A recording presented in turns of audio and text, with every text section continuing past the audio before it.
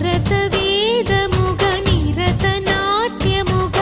కదిలిన పదమిది ఈశా